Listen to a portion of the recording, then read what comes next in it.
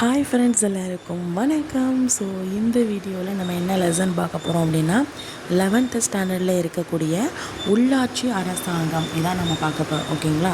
So 11th ஸ்டாண்டர்டில் இருக்கக்கூடிய உள்ளாட்சி அரசாங்கம் ஸோ ஈஸியாக இருக்கிற மாதிரி தான் இருக்கும், ஆனால் கொஞ்சம் அதிகமாக இருக்கிற மாதிரி இருக்கும். ஓகேங்களா? ஸோ ஒரு சில நம்பர்ஸ்லாம் வரும், ஸோ கொஞ்சம் இதாக இருக்கும், பட் ஈஸியாக நீங்கள் உங்களுக்கு பேசிக்காக தெரிஞ்ச விஷயங்கள் நிறைய இருக்கும்.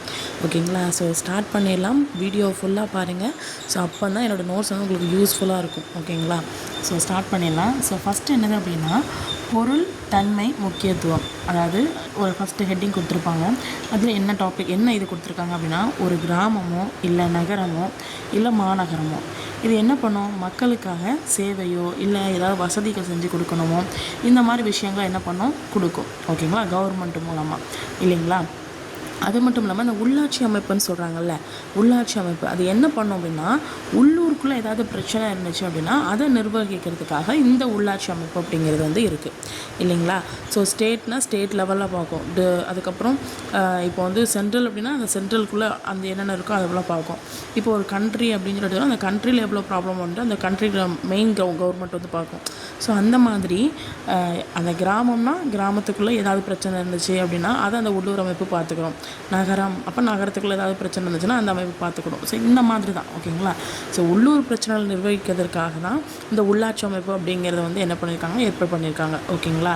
ஸோ அது வந்து என்னென்னா ஒரு குறிப்பிட்ட எல்லைக்குள்ளே தான் செயல்படும். ஓகேங்களா? ஸோ இப்போ வந்து இப்போ ஒரு ஊர் அப்படின்னா ஒரு பஞ்சாயத்துனா அந்த இது வரைக்கும் மட்டும் தான் செயல்பட முடியும். இவன் அடுத்த ஊரில் போய் அடுத்த டிஸ்ட்ரிக்டோ அடுத்த ஸ்டேட்லேயே உள்ள போய் அங்கே உள்ள பஞ்சாயத்தில் போய் தலையிட முடியாது இல்லைங்களா? ஸோ இப்போ ஒரு குறிப்பிட்ட எல்லை அப்படிங்கிறது வந்து இருக்கும் அப்படின்னு சொல்கிறாங்க இந்த பாயிண்ட்ஸில். புரிஞ்சிச்சா? கிராமம் இருக்குது, நகரம் இருக்குது, மாநகரம் இருக்குது. இது எல்லாமே மக்களுக்கான சேவைகளையும் வசதியையும் கொடுக்குது. ஓகேங்களா? ஸோ அது மட்டும் இல்லாமல் உள்ளூர் பிரச்சனைகளை நிர்வகிக்கிறது, உள்ளூர் தேவைகளை நிர்வகிக்கிறதுக்கு இந்த உள்ளூர் அமைப்பு அப்படிங்கிறது இருக்குது. இது வந்து ஒரு குறிப்பிட்ட எல்லைக்குள்ளே தான் செயல்படும் அப்படின்னு சொல்கிறாங்க. புரிஞ்சிச்சு? ஸோ நெக்ஸ்ட் வந்து பார்த்திங்க அப்படின்னா, இப்போ கிராமமோ இல்லை நகரமோ எதுவாக இருந்தாலும் பரவாயில்ல, அங்கே இருக்கக்கூடிய மக்கள் வந்து என்ன பண்ணுறாங்க, அந்த அரசாங்கத்தோடு இணைய தான் அதுக்கு இந்த உள்ளாட்சி அரசாங்கம் அப்படிங்கிறது வந்து ஹெல்ப் பண்ணுது. ஓகேங்களா? ஏன்னா நம்ம டேரெக்டாக நம்ம வந்து இப்போ ஒரு கிராமத்தில் இருக்கிற பீப்புள் வந்து டேரெக்டாக போய் ஸ்டேட் கவர்மெண்ட்டில் போய் பேச முடியாது. ஸோ இப்போ எனக்கு இந்த பிரச்சனை இருக்குதுன்னு சொல்லி நம்ம ஸ்டேட் கவர்மெண்ட்லேயோ இல்லை சென்ட்ரல் கவர்மெண்ட்லேயோ சொல்ல முடியாது. ஸோ அப்போ அதுக்கு ஒரு பாலமாக இருக்கிறது என்னது அப்படின்னா இந்த உள்ளாட்சி அரசாங்கம். ஓகேங்களா? ஸோ நம்மளுடைய தேவைகளை உள்ளாட்சி அரசாங்கத்தை சொல்லும் போது அவங்க அந்த உள்ளாட்சி வருவாயை வச்சு அந்த இதுக்குள்ளே வருவாய் இருக்குமோ அதை வச்சு நம்ம தீர்த்து வைப்பாங்க. ஓகேங்களா? மேலிடத்தில் கேட்டு அதுக்கப்புறம் தீர்த்து வைப்பாங்க. ஸோ இந்த மாதிரி ஸோ அடிப்படை பிரச்சனைகளை தீர்த்து வைக்கிறதுனா என்ன மாதிரி பிரச்சனைகள் அப்படின்னா, இப்போ சாலைகள் ஏதாவது பழுதாக இருந்துச்சு, அப்புறம் சாலையில் ஏதாவது நீர் தேங்கி இருந்துச்சு, தெருவிளக்கு எரியாமல் இருந்துச்சு, ஏதாவது அவசர காலத்தில் உள்ளூருக்குள்ளே ஸோ உள்ளூரில் ஏதாவது பிரச்சனை வந்துச்சு, உள்ளூருக்கு ஏதாவது தேவைப்பட்டுச்சு, அதுக்கப்புறம் இருப்பிட சான்றிதழ், பிறப்பிறப்பு சான்றிதழ், அதுக்கப்புறம் வருமான சான்றிதழ், இது எல்லாத்தையும் கொடுக்குறது, இதெல்லாம் இந்த உள்ளாட்சி அரசாங்கம் வந்து பார்த்துக்கணும். ஸோ அது மட்டும் இல்லாமல் தேவைகள் பார்த்திங்க அப்படின்னா ஏதாவது குளத்தை வந்து உருவாக்குறது, அப்புறம் பூங்கா அமைக்கிறது, உள்ளூர் வந்து பிறப்பு இறப்பு ஏதாவது நிகழும்போது அந்த டைமில் அதை ஹேண்டில் பண்ணுறதுக்கு, அதுக்கப்புறம் மக்களுடைய அன்றாட தேவைகளை, ஓகேங்களா, மக்கள் அன்றாட தேவைகள் என்னென்ன இருக்கோ அதை எல்லாத்தையும் ஹேண்டில் பண்ணுற ஒரு ஏதாவது ப்ராப்ளம்ஸோ இல்லை ஏதாவது தேவையோ அதை வந்து ஹேண்டில் பண்ணுறது இந்த உள்ளாட்சி அரசாங்கம் அப்படின்னு சொல்கிறாங்க. ஓகேங்களா? ஸோ அதுக்காக இந்த பால் பாக்கெட் வேணும், பால் பாக்கெட் வாங்கி கொடுக்குறது அந்த மாதிரிலாம் கிடையாது. அதாவது பிரச்சனைகள் இருக்கும்ல, அதாவது ஏதாவது கொலை அந்த மாதிரி ஏதாவது நடக்கிறது, குளம் வெட்டுறது, அதுக்கப்புறம் கால்வாய் அமைக்கிறது, டிச்சு இதெல்லாம் போடுவாங்க. ஸோ அந்த மாதிரி இதெல்லாம் வந்து இந்த இதை பார்த்துக்கணும். ஓகேங்களா? ஸோ உள்ளாட்சி அரசாங்கம் வந்து பார்த்துக்கணும். இதுதான் ரொம்ப ஈஸியாக தான் இருக்கிற மாதிரி இருக்கும், ரொம்ப கஷ்டம்லாம் கிடையாது. ஓகேங்களா? ஸோ அதுக்கப்புறம் இந்த சைடு பார்த்திங்க அப்படின்னா, இப்போது அரசாங்கத்தில் நம்மளுடைய கவர்மெண்ட்னு எடுத்துக்கிட்டிங்கன்னா சென்ட்ரல் பெருசாக சும்மா ஜென்ரலாக பார்த்தோம்னா ஃபஸ்ட்டு சென்ட்ரல் தான் சொல்லுவோம், அதுக்கப்புறம் ஸ்டேட்டுக்கு சொல்லுவோம். அப்படியே ஒன் பை ஒன்னாக வரும்போது லாஸ்ட்டாக இருக்கிறது என்னது அப்படின்னா இந்த உள்ளாட்சி அரசாங்கம் தான். ஹை லெவலில் இருக்கிறது இந்த சென்ட்ரல் அந்த இதை சொல்லுவோம். ஸோ லாஸ்ட் இறுதி நிலையில் இருக்கிறது பார்த்திங்கன்னா இந்த உள்ளாட்சி அரசாங்கம். ஸோ அதான் சொல்கிறாங்க, அரசாங்க நிர்வாக கட்டமைப்பில் இறுதி நிலை அழகாக உள்ளது எது அப்படின்னா இந்த உள்ளாட்சி அரசாங்கம் அப்படின்னு சொல்கிறாங்க. ஓகேங்களா? ஸோ அதுக்கப்புறம் ஒவ்வொரு உள்ளாட்சி அரசாங்கத்துலேயும் ஒரு சபைன்னு சொல்லி ஒன்று கண்டிப்பாக இருக்கும். சபைன்னு இருந்தால் அதில் கண்டிப்பாக உறுப்பினர்கள்னு ஒருத்தவங்க இருப்பாங்க தான், ஒரு டீம் இருக்க தான் செய்யும். ஓகேங்களா? ஸோ அந்த உறுப்பினர்களை யார் செலக்ட் பண்ணுவாங்கன்னா அந்த மக்கள் தான் செலக்ட் பண்ணுவாங்க. ஏன்னா அந்த மக்களுக்காக தானே அவங்க இருக்கிறாங்க. ஸோ அப்போ கிராமத்துலேயும் சரி நகரத்துலேயும் சரி அந்த மக்கள் வந்து என்ன பண்ணுவாங்க அப்படின்னா அந்த உறுப்பினர்களை செலக்ட் பண்ணுவாங்க. எந்த உறுப்பினர்கள்? அந்த உள்ளாட்சி அரசாங்கத்தில் இருக்கக்கூடிய சபை இருக்குல்ல, அந்த சபையில் உறுப்பினர்கள் இருக்கிறாங்களே, ஸோ அந்த உறுப்பினர்கள் உறுப்பினர்களை இந்த மக்கள் வந்து என்ன பண்ணுறாங்க அப்படின்னா தேர்ந்தெடுக்கிறாங்க. அந்தந்த பகுதிக்கு அந்தந்த மக்கள். ஓகேங்களா. இது 5 இயர்ஸ்க்கோ இல்லை 4 இயர்ஸ் ஒன்ஸோ வந்து இந்த உறுப்பினர்களை என்ன பண்ணுவாங்க, செலக்ட் பண்ணுவாங்க. ஓகேங்களா. அதுக்கப்புறம் அதுவும் அந்த சட்டத்தின்படி செலக்ட் பண்ணுவாங்க. ஓகேங்களா. ஸோ அவங்களா வந்து ஒரு ஓட்டு போட்டால் அப்படிலாம் கிடையாது. நாட்டோட சட்டத்தின்படி மக்கள் வந்து ஓட்டு போட்டு அந்த உறுப்பினரை செலக்ட் பண்ணுவாங்க. எந்த உறுப்பினர்கள்? அந்த சபையுடைய உறுப்பினர்கள். எந்த சபை? அந்த உள்ளாட்சி அரசாங்கத்தில் இருக்கக்கூடிய அந்த சபையுடைய உறுப்பினர்களை மக்கள் செலக்ட் பண்ணுவாங்க. ஓகேங்களா. ஸோ மக்களுடைய பிரச்சனைகளை, ஓகேங்களா, ஸோ மக்கள் இப்போ எங்கள் ஊர் இருக்குன்னா எங்கள் ஊருக்கு ஏதாவது பிரச்சனைகள், எங்கள் ஊர் மக்களுக்கு ஏதாவது ஒரு பிரச்சனை இருந்துச்சு அப்படின்னா, இப்போ ஏதாவது டிசீஸ் வந்து பரவுது இந்த மாதிரி இருந்துச்சு அப்படின்னா அதை தீர்வு காண்றதுக்கும் அதை விவாதிக்கிறதுக்கும், ஓகேங்களா, அது மட்டும் இல்லாமல் ஸ்டேட் கவர்மெண்ட்டுக்கு டேரெக்டாக நம்ம கொண்டு போகிறதுக்கு நமக்கு இந்த உள்ளாட்சி அரசாங்கம் அப்படிங்கிறது ஹெல்ப்ஃபுல்லாக இருக்குது. டேரெக்டாக நீ போய் ஸ்டேட்டில் போய் சொல்ல முடியாது. ஸோ இப்போ இந்த உள்ளாட்சி அரசாங்கம் மூலமாக சொன்னோன்னா அவங்க மேலிடத்துக்கு எடுத்துகிட்டு போவாங்க. ஸோ அந்த மேலிடம் வந்து அவங்க உத்தரவு வாங்கினதுக்கப்புறம் இவங்க வந்து என்ன பண்ணுவாங்க, அதை ஃபாலோ பண்ணுவாங்க. ஓகேங்களா. ஸோ அந்த பிரச்சனைகளை தீர்வுக்காக விவாதிக்க இதெல்லாம் பண்ணுவாங்க. ஓகேங்களா. ஸோ அதுக்கப்புறம் நம்முடைய இந்திய அரசமைப்புக்கு உட்பட்டு பார்த்தீங்கன்னா அதை விவாதிக்கிறதுக்கும் அதுக்கு முடிவெடுக்கிறதுக்கும் முழு ஃப்ரீடம் வந்து கொடுத்துருக்குறாங்க. ஓகேங்களா. ஸோ அதுக்கப்புறம் டைப்ஸ்ன்னு சொல்லி பார்த்தீங்க அப்படின்னா எதை பேஸ் பண்ணியிருக்கோம் அப்படின்னா கிராமம், நகரம். ஓகேங்களா. ஸோ கிராமத்தை பேஸ் பண்ணியிருக்கோம், நகரத்தை பேஸ் பண்ணியிருக்கோம். கிராமம் சொல்லி பார்த்தீங்க அப்படின்னா என்ன இருக்கும், விவசாயம், அப்புறம் அந்த கால்நடை, பால் பண்ணை, இந்த மாதிரி சம்மந்தமாக இருக்கும். இது நகரம் எடுத்துக்கிட்டிங்க அப்படின்னா வர்த்தகம். ஓகேங்களா. ஸோ வர்த்தகம், அது சார்ந்த தொழில், இதெல்லாமே இருக்கும். ஓகேங்களா. ஸோ இப்போ வந்து நகர பகுதிகள் அப்படின்னு சொல்லி எடுத்துக்கிட்டிங்கன்னா வெளி உலகத்துக்கும் கிராம பகுதிக்கும், ஓகேங்களா, வெளி உலகத்துக்கும் கிராம பகுதிக்கும் ஒரு பாலமாக இருக்கிறது என்னது அப்படின்னா உங்களுக்கு நகர பகுதிகள் தான். ஓகேங்களா. ஸோ வெளி உலகத்தை பற்றி நம்ம தெரிஞ்சுக்கணும். இப்போ ஒரு கிராமத்தால் இருக்கிறாரு. ஸோ அவர் வெளி உலகத்தை வந்து தெரிஞ்சுக்கணும் அப்படின்னா அதுக்கு இந்த நகரம் வந்து அவருக்கு ஹெல்ப்ஃபுல்லாக இருக்கும் அப்படின்னு சொல்கிறாங்க. ஸோ அதுக்கப்புறம் கிராமத்தில் பார்த்தீங்கன்னா ஊரக உள்ளாட்சி அரசாங்கம் இருக்கும். நகரத்தில் பார்த்தீங்க அப்படின்னா நகர்ப்புற உள்ளாட்சி அரசாங்கம் இருக்கும். புரிஞ்சுச்சா. ஸோ ஊரக உள்ளாட்சி அரசாங்கம், நகர்ப்புற உள்ளாட்சி அரசாங்கம். ஓகேங்களா. ஸோ இது பேசிக்காக தான் இருக்குது. ஜஸ்ட் ஒரு இடம் ரீட் பண்ணிங்க அப்படின்னா உங்களுக்கு வந்து ஓரளவுக்கு மைண்டில் இதாகிடும். ஓகேங்களா. ஸோ நெக்ஸ்ட்டு வந்து உள்ளாட்சி அரசாங்கம், நகரம், கிராமம் சொல்லி இதை பிரிச்சுட்டாங்க 2 டைப்பாக. அந்த நகரத்தில் என்னென்னலாம் இருக்குது, கிராமத்தில் என்னென்னலாம் இருக்குது அப்படிங்கிறத பார்க்கலாம். ஸோ நகரத்தில் பார்த்தீங்கன்னா ஃபஸ்ட்டு நகரியங்கள் ஞாபகம் வச்சுக்கோங்க. நகரியங்கள், நகராட்சிகள், மாநகராட்சிகள், பேரூராட்சிகள், அதுக்கப்புறம் பாளைய வாரியங்கள். ஓகேங்களா. ஸோ அதுக்கப்புறம் கிராமத்துக்கு பார்த்தீங்க அப்படின்னா மாவட்டம். ஓகேங்களா. ஃபஸ்ட்டு மாவட்ட அளவில் பஞ்சாயத்து, அதுக்கப்புறம் பஞ்சாயத்து யூனியன், அப்புறம் கிராம பஞ்சாயத்து, அப்புறம் வார்டு. ஓகேங்களா. ஸோ இந்த மாதிரி பிரிக்கிறாங்க. புரிஞ்சுச்சா. ஸோ நகரம், கிராமம். ஸோ நகரம் சொல்லி பார்த்தீங்க அப்படின்னா ஃபஸ்ட்டு நகரியங்கள், அதுக்கப்புறம் நகராட்சிகள், அதுக்கப்புறம் மாநகராட்சிகள், அதுக்கப்புறம் பேரூராட்சிகள், அதுக்கப்புறம் பாளைய வாரியங்கள். ஸோ இந்த சைடு கிராமம் சொல்லி பார்த்தீங்க அப்படின்னா மாவட்ட பஞ்சாயத்து, அதுக்கப்புறம் பஞ்சாயத்து யூனியன், அதுக்கப்புறம் கிராம பஞ்சாயத்து, அதுக்கப்புறம் வார்டு உறுப்பினர். Okay, ward. ஓகேங்களா. ஸோ இப்போ நம்மளுடைய இந்தியாவில் இந்த கிராம உள்ளாட்சின்னு இருக்குல்ல, அதாவது கிராம உள்ளாட்சி அரசாங்கம் இருக்குல்ல, ஸோ அதை வந்து என்ன சொல்லணும்னா பஞ்சாயத்து ராஜ் அப்படின்னு சொல்லுவாங்க. எல்லோரும் கேள்விப்பட்ட ஒரு விஷயம் தான். கிராம உள்ளாட்சி வந்து என்ன சொல்லுவாங்க அப்படின்னா பஞ்சாயத்துன்னு சொல்லுவாங்களா. ஸோ அடிக்கடி வார்த்தைகள் கேள்விப்பட்டிருப்பீங்க. ஸோ பஞ்சாயத்து ஆஃபீஸ் அப்படின்னா பஞ்சாயத்து ராஜ் அப்படின்னு சொல்கிறாங்க. ஓகேங்களா. ஏன் அப்படின்னா எதுக்காக இது வந்து பஞ்சாயத்து ராஜ் அப்படின்னு சொல்கிறாங்க அப்படின்னா இப்போ ஏதாவது பஞ்சாயத்து செய்யும் கவர்மெண்ட் தான் என்ன பண்ணுவோம், அந்த உள்ளாட்சி அரசாங்கத்தில் இருக்கிற அந்த அரசாங்கம் வந்து என்ன பண்ணுது, பஞ்சாயத்து செய்யும். ஓகேங்களா. அதாவது ஏதாவது ஒரு விஷயம் இருந்துச்சு அப்படின்னா அதை நல்லா விசாரிச்சுட்டு அதுக்கப்புறம் அதுக்கான பேச்சுவார்த்தை வந்து நடத்துவாங்க. ஸோ அதனால் இந்த பஞ்சாயத்து பண்ணுவாங்க. சொல்லுவாங்களே ஊரில் நாட்டாமல் இருக்கிறாரு, பஞ்சாயத்து பண்ணுவாருன்னு சொல்லுவாங்கள்ல. ஸோ அப்போ என்னது, பிரச்சனைகளை தீர்த்து வைக்கிறது, பஞ்சாயத்து பண்ணுறது, பேசி முடிவெடுக்கிறது. ஓகேங்களா. ஸோ நகர்ப்புற உள்ளாட்சி அரசாங்கம் எடுத்துக்கிட்டிங்க அப்படின்னா அது எதை பேஸ் பண்ணியிருக்கு அப்படின்னா பொருளாதாரம், அதுக்கப்புறம் அரசியல் அடிப்படையை வந்து பேஸ் பண்ணியிருக்குது அப்படின்னு சொல்கிறாங்க. ஓகேங்களா. பொருளாதாரம், அப்புறம் அரசியல் அடிப்படையை. ஓகேங்களா. ஸோ இப்போ வந்து நகராட்சி, மாநகராட்சி, நகரியம், பாளைய வாரியம். ஓகேங்களா. ஸோ பாளைய வாரியம் சரியா, நான் பானைன்னு சொல்லிட்டேன், பாளை. ஓகேங்களா. ஸோ பாளைய வாரியம். ஓகேங்களா. ஸோ இப்போ வந்து நகராட்சி அப்படின்னா இந்திய நகரங்கள் அப்படின்னா அது பெருசு தானே, அப்போ பெரிய நகரங்கள், பெருநகரங்கள். நகரியம் அப்படின்னா என்னது அப்படின்னா தொழில் நகரங்கள். ஓகேங்களா. ஏதாவது தொழிற்சாலைகள்லாம் புதுசாக இதுன்னு வச்சுக்கோங்க, அந்த இடத்துல இந்த நகரியங்கள் அப்படிங்கிறது ஏற்படுத்தப்படும். ஓகேங்களா. ஸோ நகரியங்கள் அப்படின்னா என்னது, தொழில் நகரங்கள் அதிகமாக இருக்கக்கூடிய ஒரு இது. ஸோ அப்புறம் பாளைய வாரியம் அப்படின்னா என்னது, இராணுவம். ஸோ நம்ம இதில் கூட படிச்சிருப்பீங்க, பாளையம் இப்போ பாளையங்களாக பிரிக்கப்பட்டது அப்படின்னு சொல்லுவாங்க. பாளையம்னா என்னது அப்படின்னா இந்த இராணுவம் இதெல்லாம் நடக்கக்கூடிய இடங்கள் அப்படின்னு சொல்லி, இராணுவ முகாம் அது மாதிரி நடக்கக்கூடிய இடங்கள் அப்படின்னு சொல்லி படிச்சிருப்பீங்க. ஸோ அப்போ பாளைய வாரியம் அப்படிங்கிறது வந்து இராணுவ அமைப்பு உள்ள இடங்கள். ஓகேங்களா? ஸோ இது புரிஞ்சுட்டா? நகராட்சி அப்படின்னா இந்திய நகரங்கள், மாநகராட்சி அப்படின்னா பெருநகரங்கள், நகரியம் அப்படின்னா அந்த தொழில் நகரங்கள், பாளைய வாரியம் அப்படிங்கிறது இராணுவ அமைப்பு அந்த மாதிரி உள்ள இடங்கள். ஓகேங்களா? ஸோ இப்போ வந்து நகராட்சிகள், மாநகராட்சிகள். இப்போ நகராட்சி அப்படின்னா 10 லட்சத்துக்கு கம்மியாக மக்கள் இருப்பாங்க. மாநகராட்சினா 10 லட்சத்துக்கு அதிகமான மக்கள் வந்து இருப்பாங்க. ஓகேங்களா? ஸோ இந்த நகராட்சி அப்படிங்கிறத ரெண்டாக பிரிகிறாங்க. ஓகேங்களா? ஸோ நகராட்சி, மாநகராட்சி.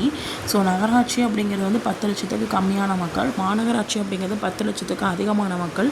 ஸோ இந்த நகராட்சி அப்படிங்கிறத ரெண்டாக பிரிக்கிறாங்க. வகை 1, வகை 2 அப்படின்னு சொல்கிறாங்க. இது நல்லா ஆய்வு செஞ்சு, ஓகேங்களா, ஸோ ஒரு நகராட்சிகளுடைய தரத்தை வந்து நிர்ணயம் பண்ணுறாங்க. ஓகேங்களா? இது என்ன பண்ணும், ஒரு நகராட்சி இருக்குன்னா அந்த நகராட்சியுடைய தரத்தை எப்படி இருக்குது, என்ன இருக்குது அப்படின்னு சொல்லி தரத்தை வந்து நிர்ணயம் பண்ணுது. ஓகேங்களா? ஸோ அதுக்கப்புறம் இந்த நகரியங்கள், பாளைய வாரியங்கள் சொல்லி ரெண்டாக டிஃப்ரெண்ட்டாக பார்த்தோமா? ஸோ அப்படின்னா என்னது அப்படின்னா, இப்போ நகரியங்கள் சொல்ல அப்படின்னா என்னதுன்னா, புதிய புதிய தொழிற்சாலைகள்லாம் அமையும்ல அந்த இடங்களில் இந்த நகரியங்கள் அப்படிங்கிறது ஏற்படுத்தப்படும் அப்படின்னு சொல்கிறாங்க. ஓகேங்களா? அதாவது என்னென்னா, விவசாயம் சார்ந்த தொழில் இருக்குல்ல, அது அப்படியே எப்படி மாறுது, விவசாயம் சாரா தொழிலுக்கு மாறுது. ஓகேங்களா? நிறைய தொழிற்சாலைகள் அமைக்கப்படுது. ஒரு பக்கம் விவசாயம், அதாவது மக்கள் உழைச்சி சம்பாதிச்சு உழைக்கிறது, நாற்று நடுறது, இந்த மாதிரி விஷயங்கள் நடக்கும், கால்நடை பராமரிக்கிறது, இந்த மாதிரி தான் இருக்கும். இன்னொன்று விவசாயம் சாராதது. ஓகேங்களா? ஸோ விவசாயம் சார்ந்த தொழிலிருந்து விவசாயம் சாராத தொழிலுக்கு வந்து சேஞ்ச் ஆகுறது. ஓகேங்களா? ஸோ பாளைய வாரியங்கள் அப்படின்னு எடுத்துக்கிட்டிங்க அப்படின்னா இது வந்து இராணுவம், அதுக்கப்புறம் பயிற்சி மையம், இந்த மாதிரி இருக்கக்கூடிய இடங்கள். ஓகேங்களா? ஸோ அதுக்கப்புறம் இந்த இராணுவ தளவாடம், உற்பத்தி தொழிற்சாலைகள் எல்லாமே இங்கே வந்து அமைஞ்சிருக்கும். அதான் பாளைய வாரியங்கள் அப்படின்னு சொல்கிறாங்க. ஓகேங்களா? ஸோ இது புரிஞ்சிச்சா? ஸோ அதுக்கப்புறம் கிராமப்புற உள்ளாட்சி அரசாங்கமும் சரி, நகர்ப்புற உள்ளாட்சி அரசாங்கமும் சரி, இந்த ரெண்டு தான் ஒரு நிர்வாகத்துடைய, ஓகேங்களா, ஒரு அரசாங்க படிநிலையிலையோ இல்லை ஒரு நிர்வாகத்திலேயோ இறுதி நிலையில் இந்த இதான் இருக்குது. உள்ளாட்சி தான் இருக்கிறதே கடைசி அரசாங்க முறை அப்படின்னு சொல்கிறாங்க. ஓகேங்களா? ஸோ இப்போ இந்த உள்ளாட்சி அரசாங்கம் அப்படிங்கிறதுல அது வந்து இப்போது உள்ளாட்சி அரசாங்கம் அவள் துட்டு யார் கொடுப்பா, ஏதாவது பிரச்சனைனா, மக்களுக்கு ஏதாவது பிரச்சனைனா மக்களுக்கு தீர்த்து வைக்கணும். அந்த டீமில் உள்ள ஒரு ஹெட்டு, சபையோட உறுப்பினரோ யாரோ ஒருத்தங்க, அந்த உள்ளாட்சி அரசாங்கத்தோட ஹெட்டோ. அப்போ அப்படி தீர்த்து வைக்கும்போது அவருக்கு காசு யார் கொடுப்பா அப்படின்னா அந்த உள்ளூர் மக்கள்கிட்ட இருந்தே என்ன பண்ணுவாங்க, வருவாய், டேக்ஸ் கட்டுவோம்ல, நம்ம ஒவ்வொன்றா தண்ணி வரையும் அந்த வரி இந்த வரையும் ஒவ்வொன்றுக்கும் நம்ம டேக்ஸ் கட்டுவோம்ல, அந்த டேக்ஸில் வந்து அதுக்கான அதுலேருந்து வரியை எடுத்து என்ன பண்ணுவாங்க அப்படின்னா மக்களுக்கு செய்வாங்க. நம்ம காசு எடுத்து நமக்கே செலவு பண்ணுற மாதிரி. ஓகேங்களா? ஸோ தான் உள்ளாட்சி அரசாங்கம் சொல்கிறாங்க. உள்ளூர் மக்களுக்காக உள்ளூரில் இருந்து கிடைக்கக்கூடிய வருவாயை வந்து பிரதானமாக வச்சு என்ன பண்ணுவாங்க, அந்த உள்ளாட்சி அரசாங்கம் வந்து செயல்படும். ஓகேங்களா? ஸோ அதுக்கப்புறம் இதுக்கு இந்த உள்ளாட்சி அரசாங்கம் இருக்குல்ல, இந்த உள்ளாட்சி அரசாங்கத்தை ஒரு ஹேண்டில் பண்ணுறதுக்கு ஒரு டீம் வேணும்ல, அதான் என்னது, இதுக்கு மேலே உள்ள அரசாங்கம், அதான் மேல்நிலை உள்ள அரசாங்கம் தான் என்ன பண்ணும், இந்த உள்ளாட்சி அரசாங்கத்தை என்ன பண்ணும், கண்காணிக்கும், மேற்பார்வையிடும். ஓகேங்களா? ஸோ அதுக்கப்புறம் எல்லா நாடுகளையும் பேசிக்னு சொல்லி பார்த்தீங்கன்னா இந்த உள்ளாட்சி அரசாங்கம் தான் இருக்கும். இதுக்கப்புறம் தான் அடுத்தடுத்த கவர்மெண்ட் வந்து போகும். ஆனால் எல்லா நாடுகளையும் ஒரே மாதிரி, சில இது வந்து என்னது கொஞ்சம் கொஞ்சம் வேறுபாடு இருக்க தான் செய்யும். என்னென்னது அப்படின்னா, கட்டமைப்பு அதிகாரத்துலேயும் சரி, பணி என்னென்ன ஒர்க்கு இதில் கொஞ்சம் நம்ம நாட்டில் கம்மியாக இருக்கும், அடுத்த நாட்டில் வேறு மாதிரி இருக்கும். ஸோ அப்படி வயது வரம்பு, நிதி ஆதாரம் இது எல்லாமே வந்து கொஞ்சம் டிஃப்ரெண்ட்டாக இருக்கும் அப்படின்னு சொல்கிறாங்க. பட் பேசிக்ங்கிறது எல்லா நாடுகளையும் ஒன்று. அந்த இதுதான் சில இதெல்லாம் என்ன ஆகும் அப்படின்னா வேறுபாடு அடையும்னு சொல்கிறாங்க. ஓகேங்களா? ஸோ ஐரோப்பா அப்படிங்கிறது வந்து ஒரு மையப்படுத்தப்பட்ட அதிகாரத்தை வந்து பரவலாக்கம் செய்யுது அப்படின்னு சொல்கிறாங்க. ஐரோப்பா. ஓகேங்களா? மையப்படுத்தப்பட்ட அதிகாரத்தை பரவலாக்கம் செய்யுது அப்படின்னு சொல்கிறாங்க. மையப்படுத்தப்பட்ட அதிகாரம் மட்டும் ஞாபகம் வச்சுக்கோங்க.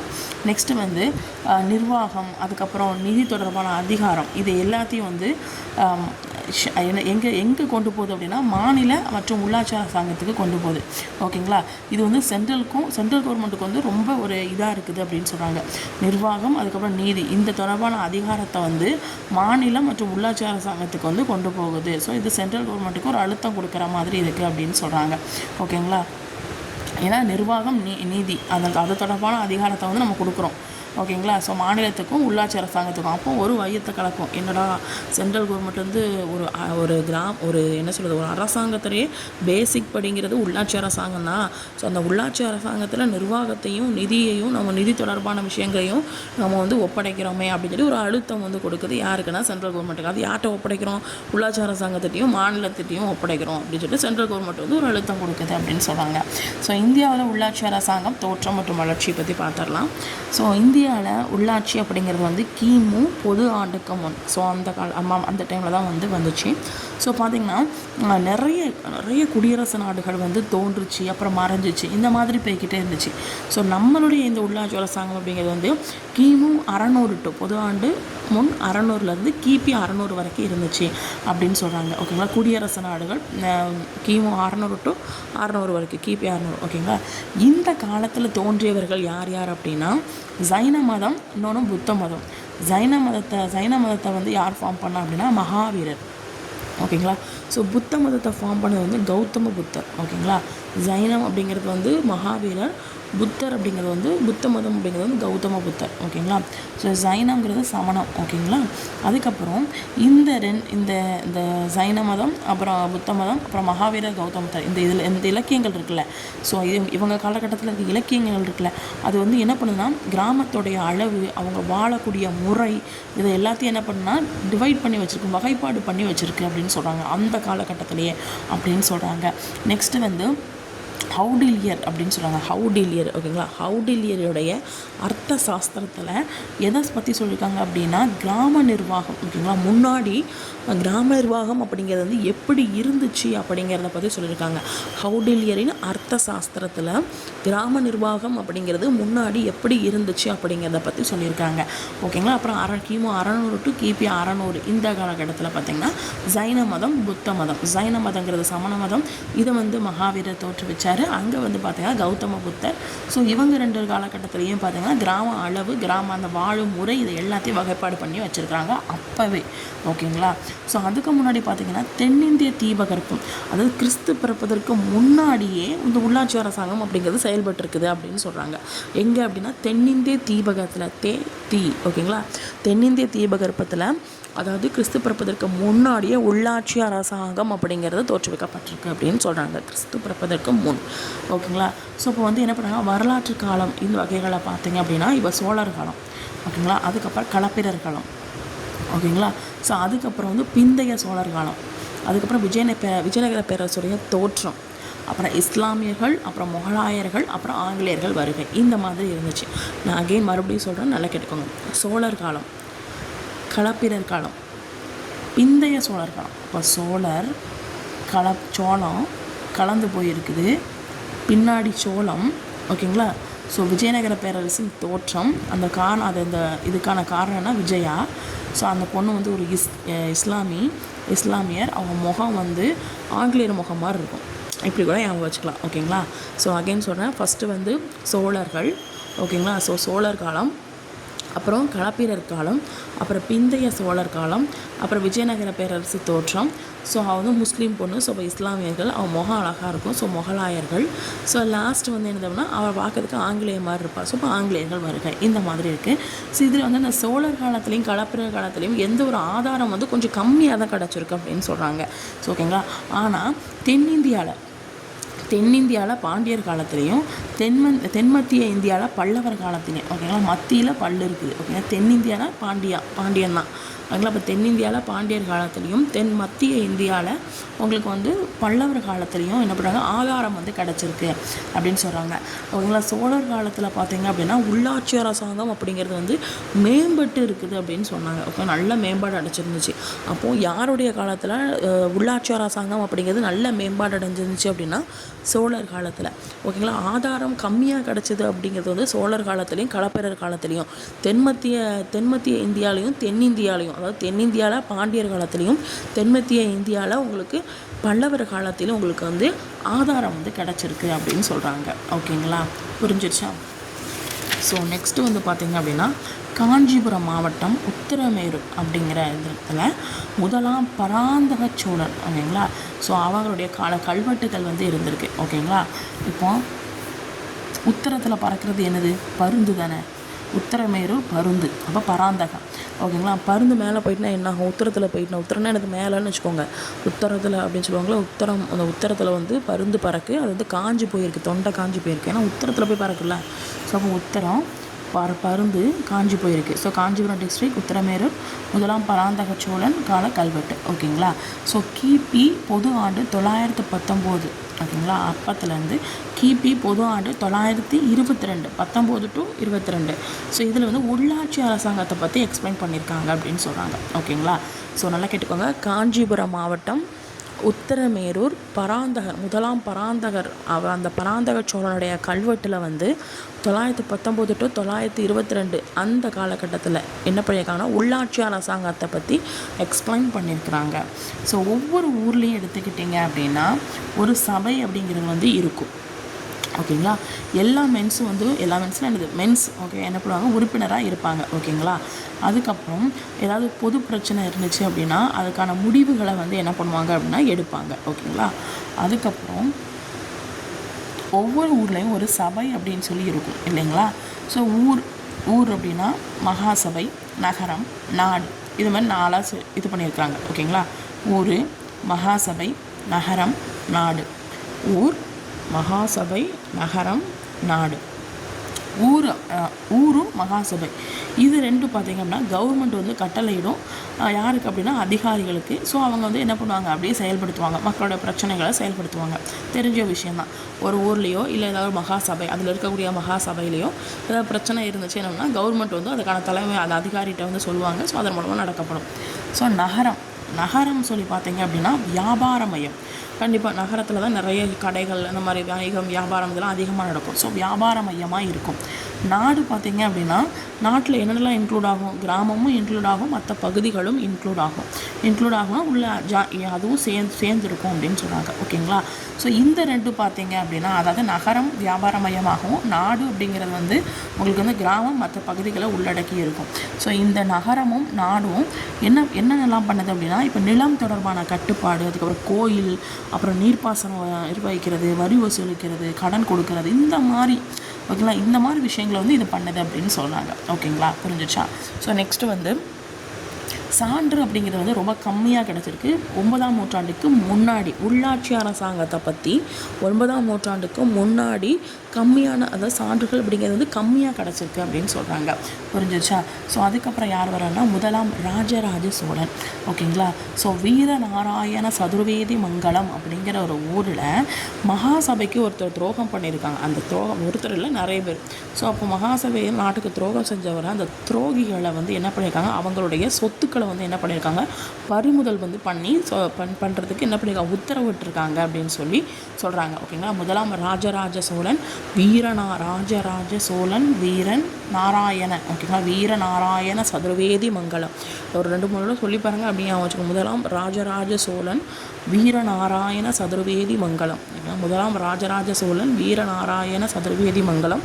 ஸோ என்னென்னா துரோகம் பண்ண அந்த மகாசபைக்கு துரோகம் பண்ண அந்த துரோகிகளுடைய சொத்துக்களை பறிமுதல் பண்ணணும்னு சொல்லி என்ன பண்ணியிருக்காங்க, மென்ஷன் பண்ணியிருக்கிறாங்க. ஓகேங்களா. ஸோ அதுக்கப்புறம் வரலாற்று ஆசிரியர்கள். ஓகேங்களா. ஸோ வரலாற்று ஆசிரியர்கள் சொல்லி பார்த்தீங்க அப்படின்னா சர் சார்லஸ் மெட்ஸை. ஓகேங்களா. சார்லஸு ஜார்ஜ், இதை மட்டும் ஞாபகம் வச்சுக்கோங்க. மெட்ஸை, ஃபோர்டு, வுட்டு அப்போலாம் எதுவுமே வேண்டாம். சார்லஸு, ஜார்ஜ், அப்புறம் எல்பின்ஸ்டோனு. ஓகேங்களா. சார்லஸு, ஜார்ஜ், அப்புறம் எல்பின்ஸ்டோன். ஓகேங்களா. இந்த சார்லஸும் ஜார்ஜும் எல்பின்ஸ்டோன் இவங்கெல்லாம் யார் அப்படின்னா வரலாற்று ஆசிரியர்கள். இவங்க என்ன சொல்கிறாங்க அப்படின்னா உள்ளாட்சி அரசாங்கம் அப்படிங்கிறது வந்து பண்டைய காலத்துலேயும் சரி இடைக்கால தென்னிந்தியாவிலும் சரி செம்மையாக நல்ல வலிமையோடு செயல்பட்டு வந்துச்சு அப்படின்னு சொல்கிறாங்க. யார் சொல்கிறாங்க, சார்லஸு, ஜார்ஜு, அதுக்கப்புறம் எல்பின்ஸ்டன். இவங்க வந்து பண்டைய காலத்திலையும் சரி இடைக்கால தென்னிந்தியாவிலும் சரி உள்ளாட்சி அரசாங்கம் அப்படிங்கிறது நல்லா வலிமையோடு செயல்பட்டது அப்படின்னு சொல்கிறாங்க. ஸோ அதுக்கப்புறம் முகலாயர் காலத்தில் பார்த்திங்க அப்படின்னா அதாவது 1500 to 1777. முகலாயர்னா இந்த முகத்தில் ஃபேஷியல் பண்ணால் இவ்வளோ 1500க்கு மேலே தான் இருந்தால் கொஞ்சம் நல்லா பண்ணுறாங்க. ஸோ 1500க்கு மேலே. ஸோ 1777 அப்போ தான் 7 நாளும் நல்லாயிருக்கும். ஓகேங்களா, புரிஞ்சிச்சா? முகத்தில் ஃபேஷியல் பண்ணுறது 1500க்கு மேலே பண்ணிங்க அப்படின்னா 7 நாளும் உங்களுக்கு சூப்பராக இருக்கும் அப்படின்னு ஞாபகம். ஓகேங்களா. ஸோ அரசுகள் வந்து என்ன பண்ணுறாங்க அப்படின்னா சேஞ்ச் பண்ணுறாங்க. ஓகேங்களா. ஸோ அரசுகள் வந்து என்ன பண்ணுறாங்க, சேஞ்ச் பண்ணுறாங்க. ஸோ நான் இப்போ சென்ட்ரலில் இருக்கக்கூடிய உள்ளூர் நிர்வாகம், அதுக்கப்புறம் அடிப்படை விதிகள், இதை வந்து எதுவுமே சேஞ்ச் பண்ணலை. எந்த காலகட்டத்தில்? முகலாயர் காலத்தில் அதாவது முகத்தில் ஃபேஷியல் பண்ண போகிறீங்க 1500க்கு மேலே பண்ணீங்க அப்படின்னா 7 நாளும் சூப்பராக இருப்பீங்க. அப்போ 1777. ஓகேங்களா. ஸோ அப்போ வந்து என்ன பண்ணுவாங்க, நீங்கள் அங்கே என்ன பண்ணுங்கள், சில விஷயங்களை மட்டும் தான் சேஞ்ச் பண்ணுவீங்க. ஓகேங்களா. அதான் என்னது, அரசுகளை வந்து சேஞ்ச் பண்ணுறீங்க. ஆனால் உங்களுக்கு ஹேர் கட்டு அந்த மாதிரிலாம் எதுவுமே பண்ணல. ஸோ அப்போ உள்ளூர் நிர்வாகம், அடிப்படை விதிகள் இதெல்லாத்தையும் என்ன பண்ணல, சேஞ்ச் பண்ணலை. ஓகேங்களா. அப்படி ஞாபகம் வச்சுக்கோங்க. ஓகேங்களா.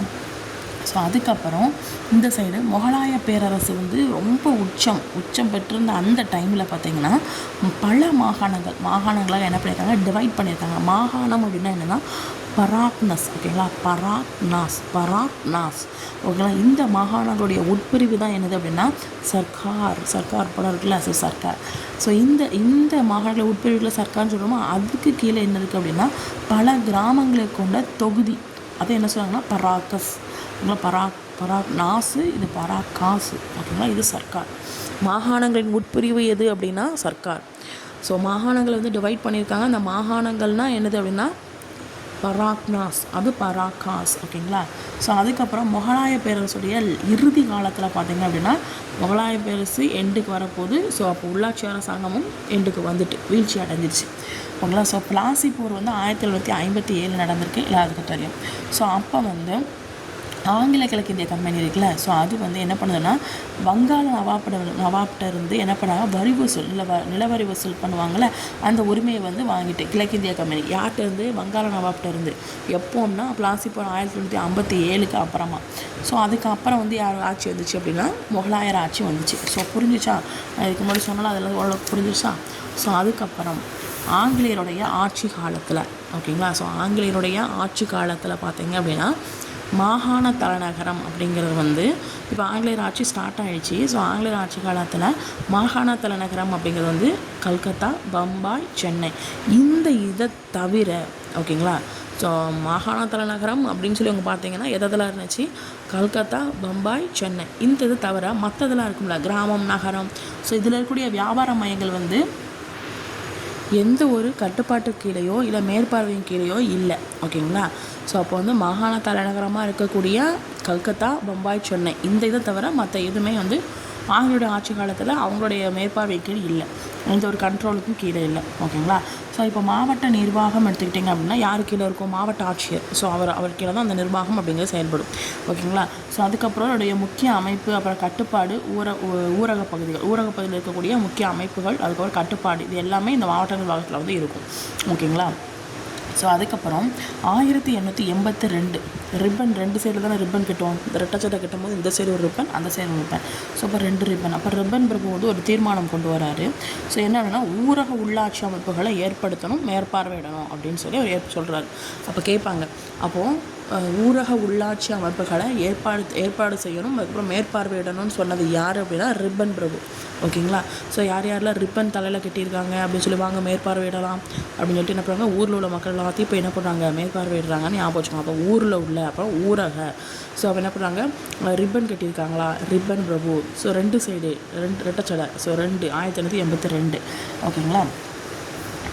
மாவட்ட அளவில் வாரியம் ஏற்படுத்த நடவடிக்கை வந்து என்ன பண்ணுறாரு, எடுத்தார். ஓகேங்களா. ஸோ ஊரக உள்ளாட்சி அமைப்புகளை வந்து ஏற்படுத்துறது மாதிரி மாவட்ட அளவில் வாரியத்தை வந்து மாவட்ட அளவில் வாரியம் ஏற்படுத்தணும்னு சொல்லி நடவடிக்கை எடுத்தார். ஸோ அதுக்கப்புறம் இந்த ஊரக உள்ளாட்சி அமைப்பு இருக்குல்ல, இதில் வந்து அதிகாரிகள் வந்து என்ன பண்ணாங்கன்னா அதாவது ஓட்டு மூலமாக தான் செலக்ட் பண்ணுவோம். அதில் உறுப்பினர்கள் எல்லாமே ஓட்டு போட்டு தான் செலக்ட் பண்ண வைக்கணும். அது மட்டும் இல்லாமல் இப்போ வந்து 500 உள்ளாட்சி அமைப்புகள் இருக்குது அப்படின்னா 3/2 பங்கு எடுத்துக்கிட்டிங்கன்னா அதிகாரிகள் வந்து இருக்கக்கூடாது. ஒன்லி நம்ம தேர்ந்தெடுத்த உறுப்பினராக தான் அங்கே வந்து அந்த அதிகாரியாக வந்து இருக்கணும் அப்படின்னு சொல்கிறாங்க. ஓகேங்களா. ஸோ அதுக்கப்புறம் அந்த பேர்கள் எல்லாத்தையும் யார் சொல்லுவா அப்படின்னா மாவட்ட ஆட்சியர் வந்து பரிந்துரை பண்ணுவார் அப்படின்னு சொல்கிறாங்க. ஓகேங்களா. ஸோ அதுக்கப்புறம் ஆங்கிலேயருடைய ஆட்சியில் ஒரு முக்கியமான நிகழ்வு அப்படின்னு சொல்லி பார்த்தீங்க அப்படின்னா கல்கத்தா, பம்பாய், மெட்ராஸ், அதாவது கொல்கத்தா, மும்பை, சென்னை, இதில் வந்து மாநகராட்சி நிர்வாகம் அப்படிங்கிறது வந்து மாவட்ட வாரியங்களுடைய பணி 1909 வரைக்கும், ஓகேங்களா. ஸோ காவல், அதுக்கப்புறம் கல்வி, கிராம துப்புரவு, இது மட்டும்தான் பார்த்துக்கிட்டு இருந்தாங்க, ஓகேங்களா. ஸோ அவங்களுடைய பணி மாவட்ட வாரியங்களுடைய பணிங்கிறது 1909 வரை இப்படி தான் இருந்துச்சு. காவல், கல்வி, கிராம துப்புரவு இந்த மாதிரி தான் இருந்துச்சு அப்படின்னு சொல்கிறாங்க, ஓகேங்களா. ஸோ அதுக்கப்புறம் இந்த சைடு பார்த்தீங்க அப்படின்னா ரிப்பன் பிரபு, ஓகேங்களா. ஸோ ரிப்பன் பிரபு வந்து உள்ளாட்சி அமைப்பை பற்றி சில விமர்சனங்களை வந்து சொல்கிறாரு, ஓகேங்களா. ஸோ ஆங்கிலேய அரசாங்கம் அப்படிங்கிறது விசாரணை ஆணையத்தை அமைச்சது, ஓகேங்களா. ஆங்கிலேய எப்போ விசாரணை பண்ணிகிட்டே இருப்பான், என்ன அப்படின்னு சொல்லி விசாரணை பண்ணிகிட்டே இருப்பான். ஸோ விசாரணை ஆணையத்தை அமைத்தது யார் அப்படின்னா விசாரணை பண்ணுறது யார்? ஆங்கிலேயர் தான். அப்போ ஆங்கிலேயர் வந்து விசாரணை பண்ணிகிட்டே இருக்காங்கன்னு ஞாபகம் வச்சுக்கோங்க, ஓகேங்களா. ஸோ 1907, ஓகேங்களா. ஸோ 1907 சென்ட்ரலோ, அப்புறம் மாகாணம், அதுக்கு கீழே இருக்கக்கூடிய அமைப்புகள், அவங்களுடைய நிர்வாகம், அதுக்கப்புறம் நிதி உறவு, இதை விசாரிக்கிறதுக்காக தான் இந்த விசாரணை ஆணையத்தை வந்து அமைச்சாங்க, ஓகேங்களா. விசாரணை ஆணையம் வந்து அமைக்கிறாங்க, சும்மா அமைக்கலை. இந்த மாகாணம், அதுக்கப்புறம் சென்ட்ரலு, இந்த அமைப்பில் ஏதாவது நிர்வாகம், நிதி, அந்த மாதிரி உறவுகளை வந்து ஆராயணுங்கிறதுக்காக ஆங்கில அரசு வந்து உங்களுக்கு விசாரணை ஆணையத்தை அமைச்சது 1907. 1919 பார்த்தீங்க அப்படின்னா மாகாண அரசாங்கத்தில், ஓகேங்களா, மாகாண அரசாங்கத்தில் தேர்ந்தெடுக்கப்பட்ட உறுப்பினர்கள் எனும் அம்சம் அரசின் இரட்டை ஆட்சி முறையின் கீழ் ஏற்படுத்தப்பட்டது. அரசுடைய இரட்டை ஆட்சின்னு சொல்கிறாங்க. அதன் கீழ் தான் எது ஏற்படுத்தப்பட்டுச்சு அப்படின்னா இந்த மாகாண அரசாவுடைய தேர்ந்தெடுக்கப்பட்ட உறுப்பினர் அப்படிங்கிற ஒரு அம்சம் வந்து தேர்ந்தெடுக்கப்பட்டுச்சு அப்படின்னு சொல்கிறாங்க, ஓகேங்களா.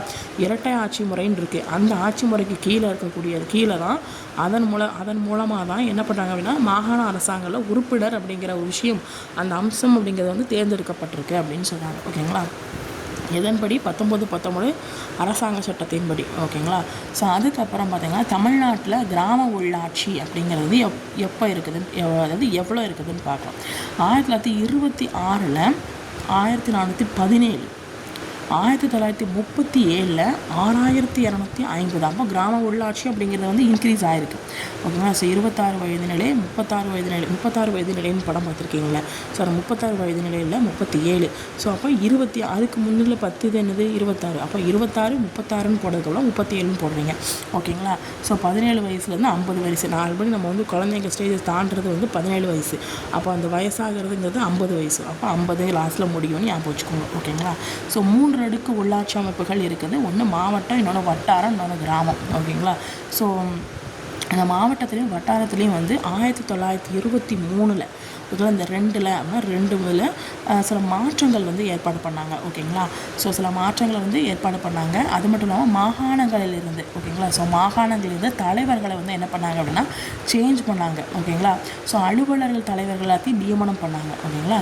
மாகாணங்களிலிருந்து தலைவர்களை சேஞ்ச் பண்ணி அதுக்கப்புறம் அலுவலர்கள் தலைவர்களை வந்து நியமனம் பண்ணுறாங்க. தமிழ்நாட்டில் பார்த்தீங்க அப்படின்னா மோஸ்ட்லி பார்த்தீங்கன்னா உங்களுக்கு வந்து மாவட்ட நிர்வாக அமைப்புகளில் நீதி கட்சியின் உறுப்பினர்கள் வந்து இருப்பாங்க. மாவட்ட நிர்வாக அமைப்பு இருக்குல்ல, ஒவ்வொரு டிஸ்ட்ரிக்ட்லையும் நிர்வாகம் அப்படிங்கிறது வந்து இருக்கும். ஸோ அந்த நிர்வாக அமைப்பில் யார் இருப்பாங்க? நீதி கட்சியுடைய உறுப்பினர்களும் வந்து இருப்பாங்க, ஓகேங்களா. ஸோ 1927 பார்த்தீங்க அப்படின்னா அதே 27, 37, 26, இங்கே 26 பார்த்தோமா, 27, 37, இங்கே 37, ஓகேங்களா. ஸோ இங்கே எத்தனைனா 545 நியமனம், 545 பேர் நியமனம் பண்ணியிருக்காங்க நீதி கட்சி உறுப்பினர்கள். எதில் அப்படின்னா மாவட்ட நிர்வாக அமைப்புகளில், ஓகேங்களா. ஸோ மாவட்ட நிர்வாக டிஸ்ட்ரிக்ட் லெவல் நிர்வாகத்தில் நீதி கட்சியோட உறுப்பினர்களை வந்து உட்கார வச்சுருக்காங்கன்னு வச்சுக்கோங்க, ஓகேங்களா. ஸோ அப்போ 27, 37, 545 பேரை வந்து நியமனம் சொல்லியிருக்காங்க. அதாவது என்ன 500ங்கிறது வந்து ஒரு அரைப்பாதிங்கிற மாதிரி தானே. ஸோ 500, ஸோ 1000ங்கிறது ஒரு முழுசு, ஓகேங்களா, ஃபுல்லாக. அப்போ 1000 சம்திங் 1947. அதுக்கப்புறம் இதில் வந்து அதுக்கப்புறம் சுதந்திர பிரச்சனைகள் இது எல்லாமே இன்க்ளூட் ஆகும் அப்படின்னு சொல்கிறாங்க. அப்போ நிறைய ப்ராப்ளம்ஸை வந்து இந்த உள்ளாட்சி உறுப்பினர்கள் வந்து என்ன பண்ணுவாங்க, ஃபேஸ் பண்ணுவாங்க அப்படின்னு சொல்கிறாங்க, ஓகேங்களா. நெக்ஸ்ட்டு வந்து பார்த்திங்க அப்படின்னா